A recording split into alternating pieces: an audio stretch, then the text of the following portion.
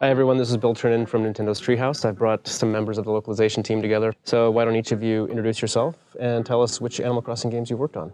I'm Reiko Ninomiya, a member of the localization department here. I worked on the DS and Wii versions of Animal Crossing, and this time on Animal Crossing New Leaf. I am Nate Bildorf. Along with Rich, I was one of the writers on the first Animal Crossing, and I've worked on every one since. My name is Ann Lin. I'm also in localization.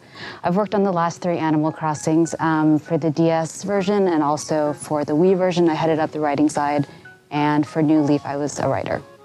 I'm Rich Amtower. I worked on just about every Animal Crossing since the first one as well, working as a writer alongside Nate and working with you. Do you guys want to talk a little bit about the development and the localization of the first game? And then we can talk a little bit about when things started on New Leaf. Yeah, sure. It was hectic. We were new.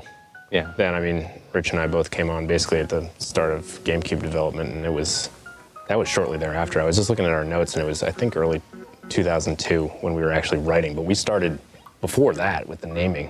Mm-hmm. There was, as you know, there were 8 billion things that we had to name.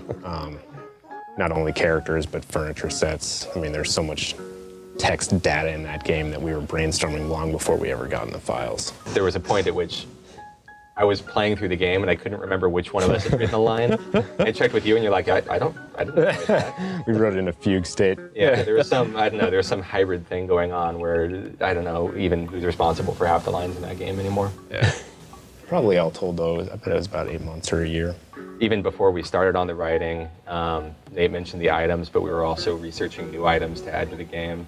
The development team really wanted this to feel the way for an American audience that it did for a Japanese audience. So we all worked together to figure out what new things we could do in the US version that would give people that feeling. When did work start on Animal Crossing New Leaf? Early work, planning started in late 2010. We're really fortunate with this franchise. I mean, development teams in Japan are always, really open to our feedback, but especially with this franchise, I think they really understand that it needs to feel close. It needs to feel comfortable and warm and familiar. So in late 2010, we worked with the development team in brainstorming ideas for events and items, and even how some of the old characters and events could be twisted and changed and have them evolve as well. So it's always been, Animal Crossing's a really special project, and then localization is very involved in the entire process. So yeah, we started in 2010 and recently wrapped.